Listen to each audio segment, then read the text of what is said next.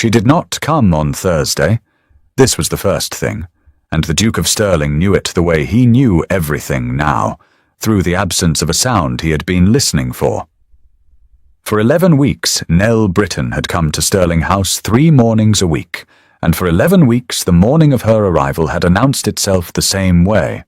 The gate's low tone as it opened, the particular light quickness of worn shoes on the gravel, the specific sound of a child who walked the world with certainty arriving at a door that had learned to expect her. He had come to arrange his Thursdays around the sound. It had become, in 11 weeks, the best sound of his week. She came and she read to him from the library that he could not read himself, read the way she did everything, for what was actually on the page rather than what was supposed to be there.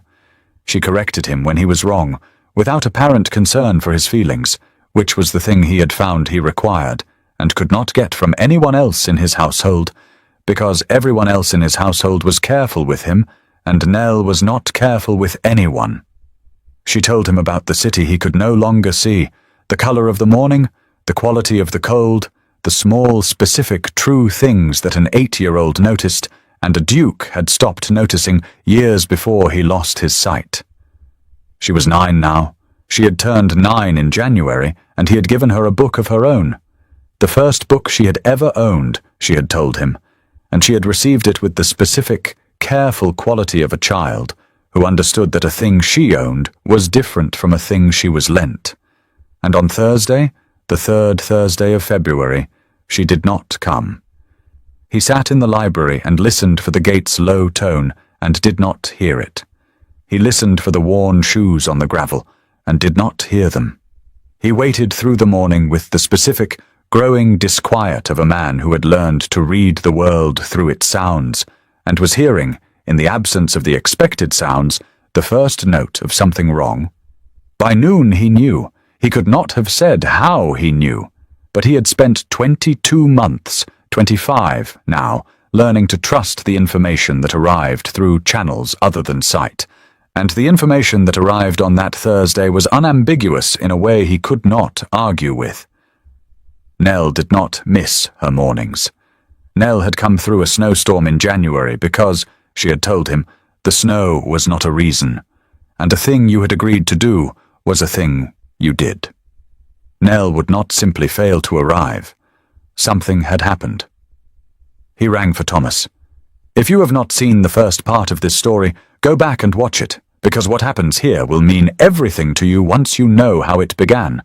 A blind duke lost in the London fog, and a small girl who took his hand and said the 4 words that changed his life. Subscribe before we go on, because today the story turns, and the Duke is about to learn what it costs to love someone you cannot see. And if you remember part 1, if you remember the fog and the hand and I've got you, then you already know.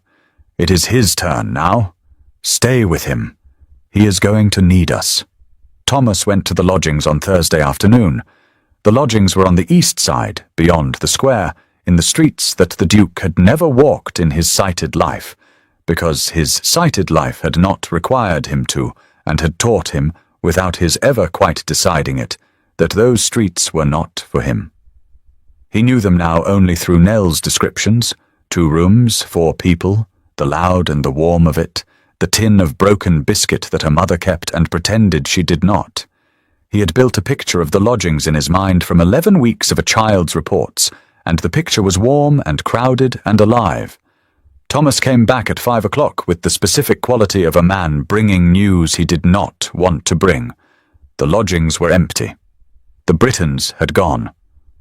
3 weeks ago the landlord said, 3 weeks, which meant that Nell had been coming to Stirling House for 3 weeks after her family had left the lodgings, which the Duke received with a confusion that resolved, slowly, into a worse understanding.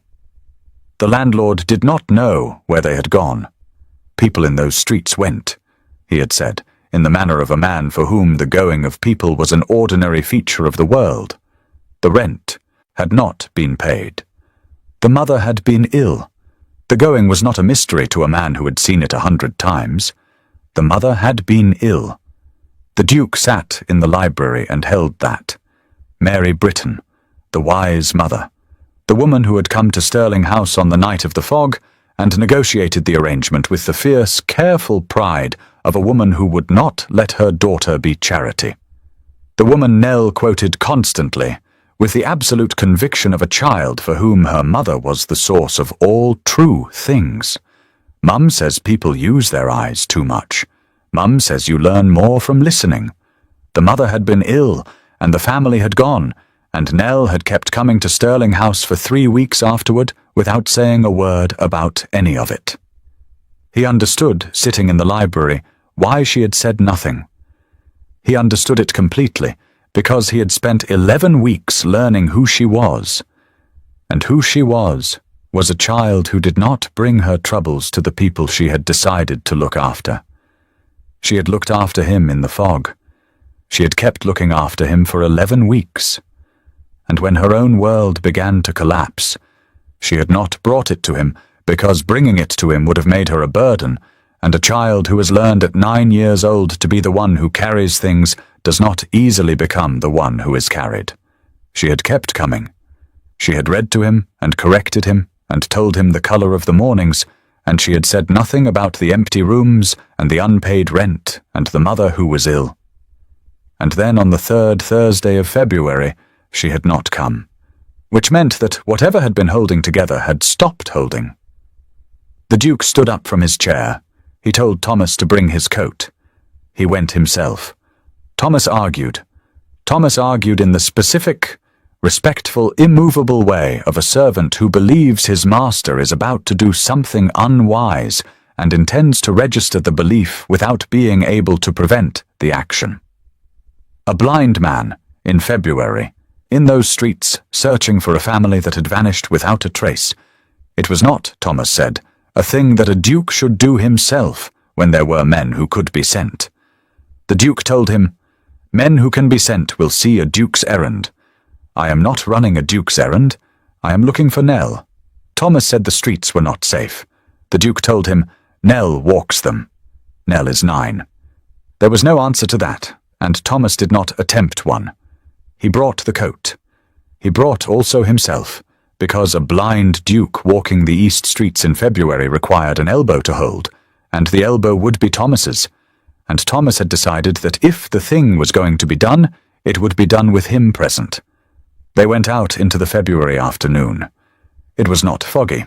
This was the first thing the Duke noticed, and he noticed it with a complicated feeling, that the night he had met Nell, the city had been swallowed in the yellow vapour. And now, when he needed to find her, the city was clear and cold and bright, and the brightness was no use to him at all. The city had been generous with its fog when it did not matter and clear when it did. He could not see the clear city any more than he had been able to see the fog.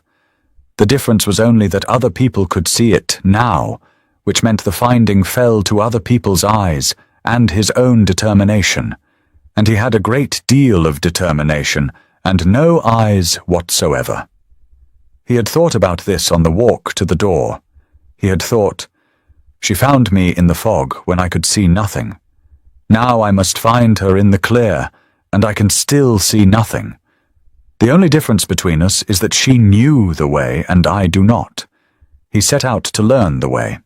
He learned the way the only way available to him, which was by asking. He asked at the empty lodgings first, Thomas describing the building, the Duke standing in the cold street where Nell's home had been, and a neighbour, an old woman who had lived in the next rooms, who told them what the landlord had not.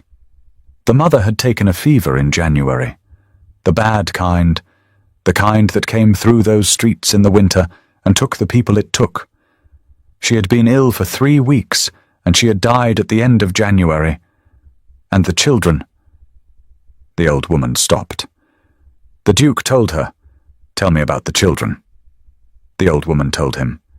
The children had been taken, or were to be taken, to the parish, to the workhouse. There were 4 of them, and no parent and no income, and the parish did what the parish did with such children, which was to take them in, and the taking in was not a kindness in the way the word suggested, because the workhouse separated families. the boys to the men's side, the girls to the women's, the young ones to the wards for the young ones. A family of 4 orphaned children did not enter the workhouse as a family. It entered as 4 separate admissions and was divided at the door, and the division was permanent because the workhouse did not exist to keep families together and had no mechanism for ever putting them back. The old woman told him the girl would not have it. The Duke stood very still. The girl, the old woman said, the older girl, Nell, had understood what the workhouse would do. She had understood that going to the parish meant her brothers taken from her, the 3 of them split among the wards, the family her mother had held together dissolved at the workhouse door. And Nell had decided, in the specific way of a child who had been raised by Mary Britton to believe that a family was a thing you kept, that she would not let it happen. She had taken her brothers and she had gone, 3 weeks ago. Out of the lodgings, away from the parish, into the city, 4 children, the oldest 9, with no money and no home and no parent, choosing the streets over the workhouse because the streets, however terrible, did not separate them, and the workhouse would. And for 3 of those weeks, the old woman said, the girl had still gone somewhere every few mornings, dressed as neat as she could manage, gone off west toward the better streets, and come back in the afternoons. The old woman had not known where. She had assumed the girl was finding work. The Duke understood where. She had been coming to him. For 3 weeks after her mother died, with her brothers hidden somewhere in the cold city, and the whole impossible weight of keeping them alive on her 9-year-old shoulders, Nell Britton had continued to come to Stirling House 3 mornings a week, and read to him, and correct him, and tell him the colour of the mornings. And she had said nothing, because he was the person she was looking after, and you did not bring your troubles to the person you were looking after. She had kept her word to him while her world ended. And then, on the 3rd Thursday of February, the keeping had finally become impossible, and she had not come. The Duke stood in the cold East Street where Nell's home had been, and he understood, with a completeness that took the breath from him, exactly what had been happening for 3 weeks while he sat in his warm library enjoying the best sound of his week. He told the old woman, where would she go? The old woman did not know. The streets were large. A child hiding 4 people did not announce where. The Duke told Thomas, we are going to find her. Thomas told him gently that the city was very large and 4 children could be anywhere in it. The Duke told him, then we will look everywhere, starting now. They looked for 2 days. The Duke had money, which was the one advantage he had over the situation, and he spent it the way Nell had spent her certainty in the fog, completely, on the only thing that mattered. He engaged men to search, which Thomas had wanted from the start, but he did not stay home and let the men search. He went with them, his hand on Thomas's elbow, into the streets he had never walked, asking the questions that money alone could not ask, because money alone did not know what it was looking for. He knew what he was looking for. He was looking for a 9-year-old girl with worn shoes and a flat East End vowel and the specific, certain way of walking that he would know. He was sure of this, if he heard it, even now, even in the noise of the city. He was looking for a child who would be hiding, because being found meant the workhouse, and the workhouse meant separation, which meant that Nell would have made herself difficult to find, because making herself difficult to find was the entire point. He understood the terrible irony of it as he searched. She was hiding from exactly the kind of authority he represented. The well-dressed adult, the carriage, the men engaged to search. To a child running from the parish, a Duke's search party looked like the parish. The very resources that made it possible for him to look were the resources that would make her run. He changed his method. He stopped sending men ahead to ask. He went himself into the places where the children of the streets gathered in the cold, the markets, the church porches, the warm grates near the bakeries where the heat came up through the pavement. He went as what he was, which was a blind man on the arm of a single servant, which was not what the parish looked like. And he did not ask after the Briton children, because asking after them by name would frighten them into deeper hiding. He asked instead a different question. He asked the street children whether any of them knew a girl who could read. This was the thing he understood about Nell that the parish did not. The parish was looking for 4 orphans. He was looking for Nell, and Nell was specific. And the specific thing about Nell was the thing her father's death and her mother's wisdom and her own hungry mind had made her into. A child of the streets who could read, who corrected dukes, who knew the 3rd volume of Nothing in Particular better than the people who owned the books. There were 1,000 orphans in the cold city. There was one who could read like Nell. On the 2nd evening, near a bakery grate in a court off Saffron Hill, a boy of about 7, drawn by the warmth of the Duke's coin and the strangeness of a blind gentleman asking gentle questions, told him, "There's a girl by the river sometimes. She reads to her little brothers to keep them quiet. Off a paper she found. She reads it the same every night, so they'll sleep." The Duke went very still. He asked the boy, "Where by the river?" The boy told him, "Under the arches, the dry ones past the stairs, where the watch don't go." The Duke gave the boy every coin in his pocket, which was a great many, and which the boy received with the specific disbelief of a child who has never held that much at once. He told Thomas, "The river. The arches were cold in the way that only stone by water in February could be cold, a damp, settled, ancient cold that came up from the river and into the bones, and did not leave. He heard her before he found her. This was the thing he would remember afterward for the rest of his life, that after 2 days of searching the unseeable city, after the markets and the church porches and the bakery grates, after the men and the money and the determination, in the end he found her the same way she had found him.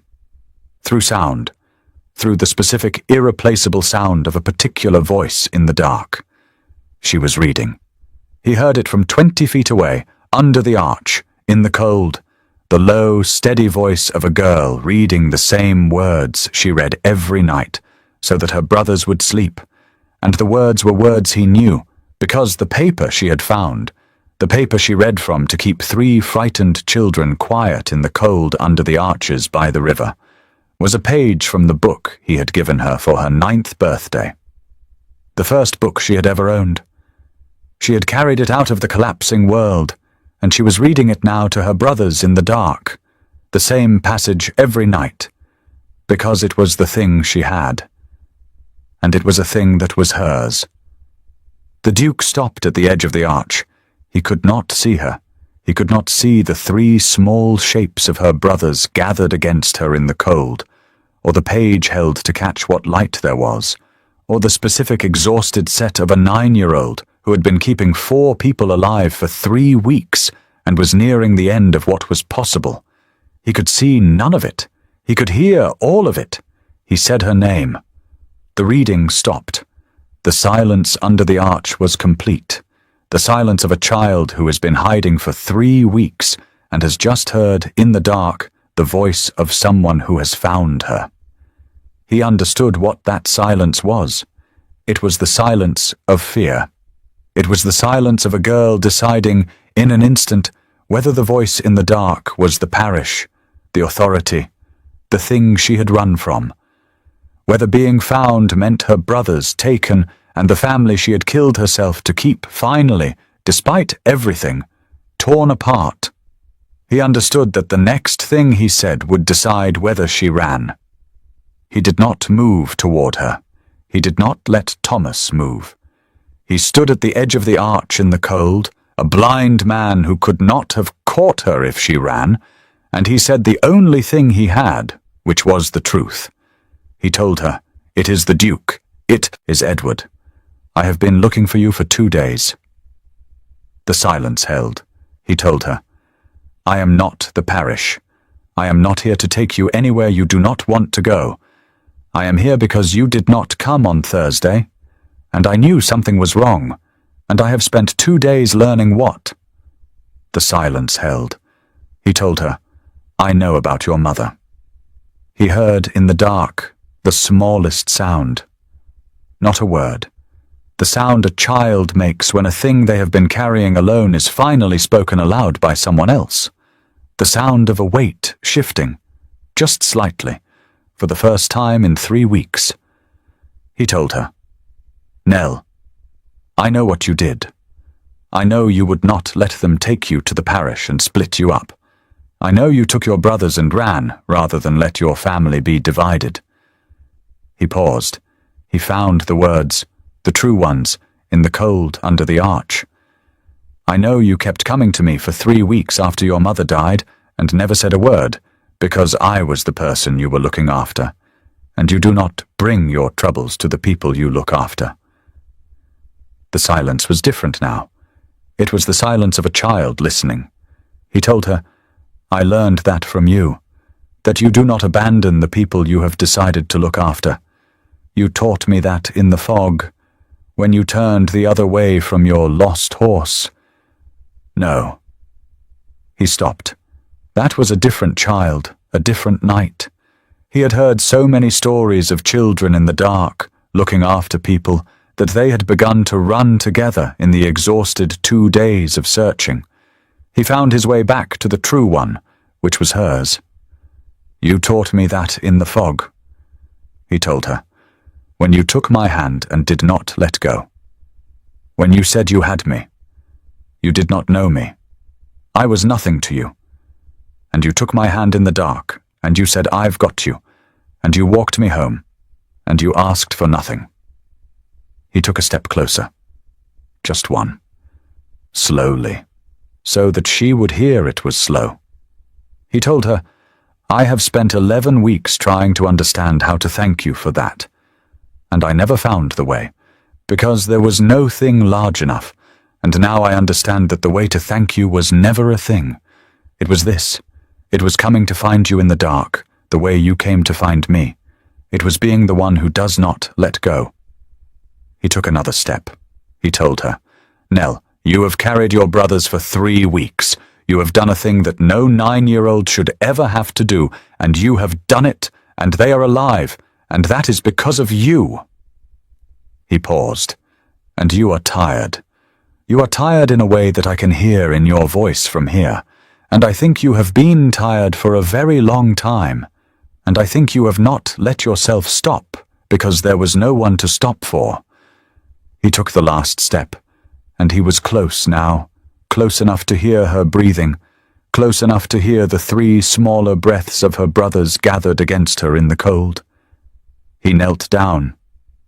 A duke, in the filth of the arch by the river, in the February cold, knelt down so that his voice would come from her own height rather than from above her, because he had learned from her that where a voice came from mattered. He held out his hand. He could not see whether she looked at it. He could only hold it out, in the dark, the way she had held out hers to him in the fog, and wait.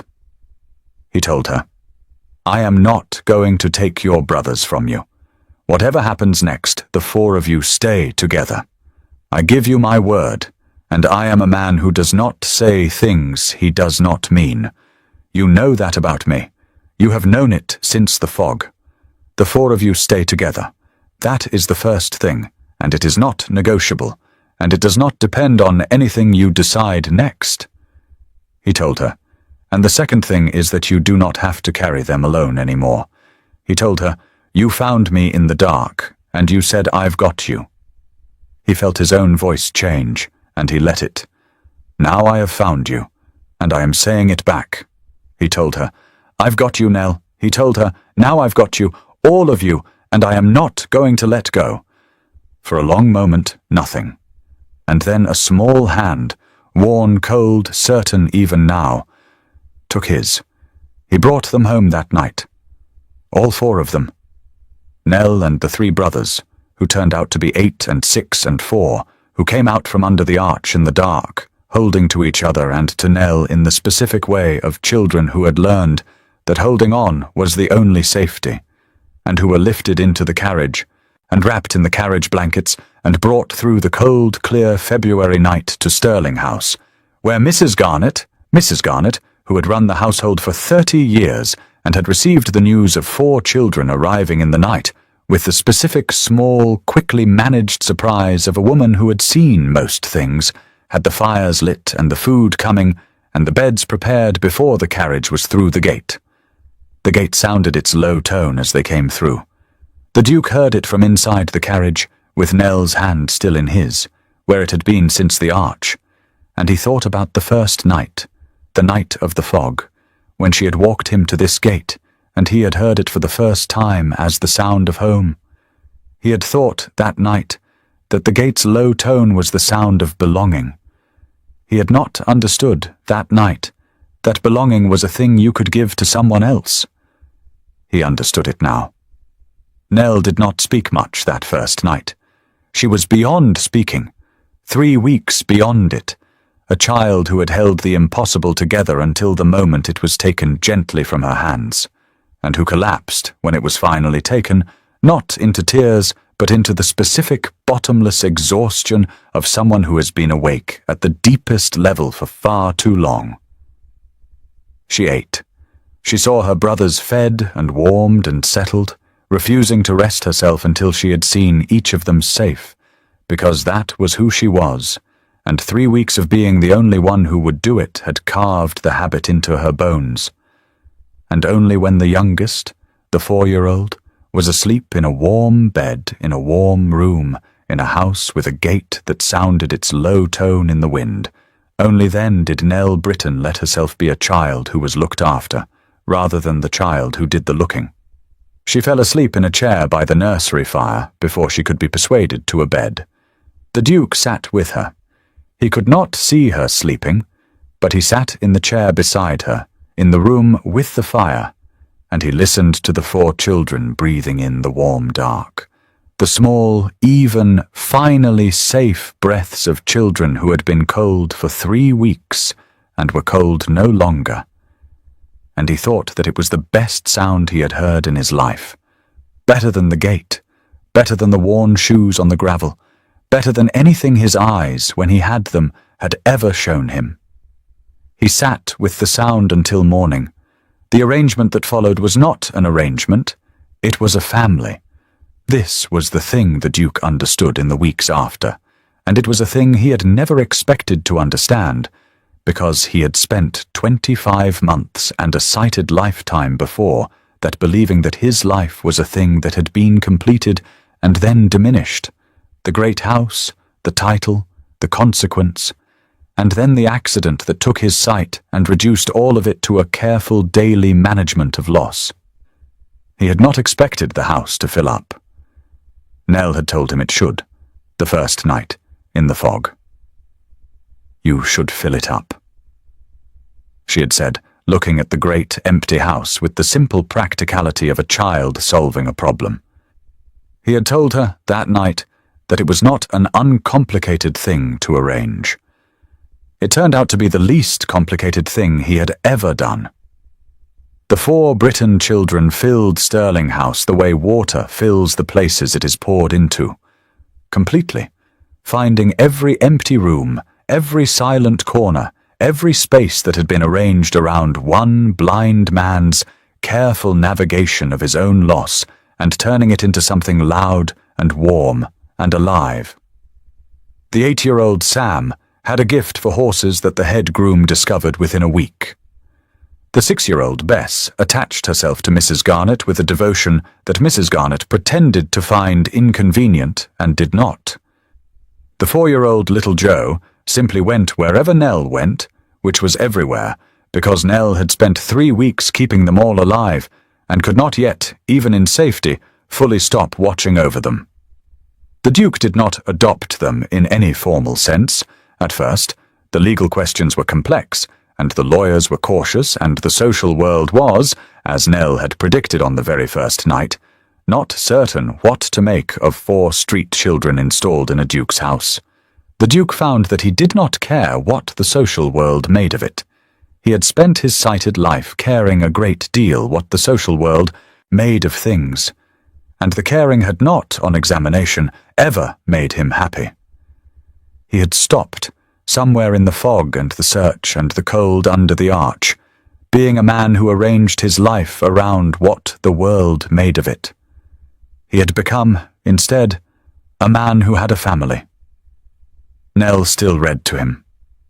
This was the thing that did not change, the thing that had begun in the 11 weeks before everything collapsed and resumed, once she had rested, once she had stopped watching the door for the parish, once she had begun to believe that the safety was real. She read to him in the library 3 mornings a week, as she always had, and then on more mornings than 3, and then on most mornings, because the reading had never been an arrangement either. It had been the beginning of the family, before either of them knew that was what it was. She corrected him when he was wrong. She told him the color of the mornings. She grew, over the months, from the exhausted child under the arch back into the girl she had been before her mother died, the certain one, the direct one, the one who walked the world as though she knew the way, because she did know the way. She had always known the way, even through the fog, even through the cold, even through the worst weeks a 9-year-old should ever have to survive.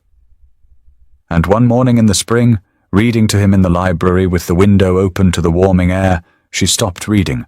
She told him, "You found me." He told her yes. She told him, "In the dark, the same as I found you."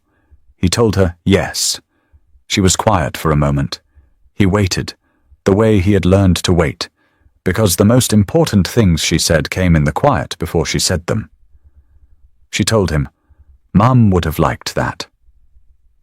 The Duke sat in the library in the spring morning, in the house that was full now, with the girl who had found him in the fog and whom he had found in the dark, and he understood that this was the closest thing to a benediction he was ever going to receive, and that it was enough, and that it was more than enough. He told her, "I would have liked to have met her." She told him, "You would have." She was like me, but more so. He told her, "Then she must have been a remarkable woman." She told him she was. She paused. She said, "She always said you learn more from listening." She said, "I think she was talking about you, even though she never met you. I think she knew there'd be someone, one day, who'd need to learn that." The Duke could not see the girl in the chair beside him. He had not been able to see her on the night of the fog, or in the cold under the arch, or on any of the mornings she had read to him in the library. He had never seen Nell Britton's face. He never would. He did not need to. He told her, "Keep reading." She told him, "Where were we?" He told her, "The part where it gets better." She found the place. She kept reading. The spring morning came in through the open window, and the house was warm, and the gate sounded its low tone in the wind, and somewhere in the gardens Sam was with the horses, and Bess was with Mrs. Garnett, and little Joe was doing whatever little Joe did, and the 4 children who had been cold under the arches by the river were warm and safe, and together, because a 9-year-old had refused to let her family be divided, and because a blind man had learned from her that you do not let go of the people you have decided to look after. She had found him in the fog and said, "I've got you." He had found her in the dark and said it back. And between the two of them, the blind Duke and the girl who could read, the man who had thought his life was over, and the child who had thought she had to carry the world alone, they had built the thing that neither of them had known they were missing, which was not a rescue, and was not a charity, and was not an arrangement. It was a home. It was a home with a gate that sounded its low tone, and a library where a girl read to a man who could not see, and 4 warm beds where 4 children slept the safe sleep of the finally held, and it was the best thing that had ever happened to any of them. And it had begun on a night of fog with a small hand and 4 words. "I've got you." They had, both of them, in the end, got each other. And perhaps that is why this story will not let us go. Not because a duke was rescued in the fog, or because 4 children were saved from the cold, or because a great empty house was finally filled, but because of what passes between two people who find each other in the dark. She found him first. A penniless child took the hand of a lost duke and said, "I've got you," and asked for nothing, and she did not know that the giving would come back to her. She did not give it in order to receive it. She gave it because someone in the dark needed a hand, and she was the someone who had a hand to give, and that was the whole of her reasoning. And then her own dark came. Her mother gone, her family threatened, the cold and the arches and 3 weeks of carrying the impossible alone. And she did not ask him for help, because she had decided he was the one she looked after. And the people who look after others are so often the last to let themselves be looked after. But he had learned. That was the thing. He had spent 11 weeks and a night of fog learning from her the one lesson that mattered, which was that you do not let go of the people you have decided to love. And when her dark came, he walked into it, a blind man, into the unseeable city, with nothing but determination and the memory of a small hand. And he found her by the sound of her voice reading in the cold, and he knelt down in the filth of the arch, and he held out his hand, and he said it back. "Now I've got you." That is what love is, when it is real. Not a single act of rescue, but a thing that goes both ways.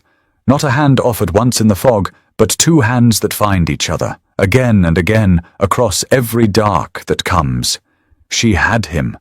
He had her. And neither of them, ever again, had to walk through the dark alone. If you are watching this, and your own dark feels like the cold under the arches, if you are the one carrying what feels like the whole world, certain there is no one who will come, please remember, Nell.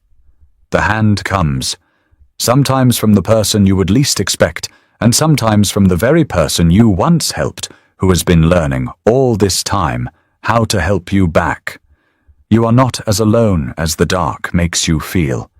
Reach if you can. And if you cannot reach, hold on. Someone is looking for you in the dark right now. The morning is coming, and you are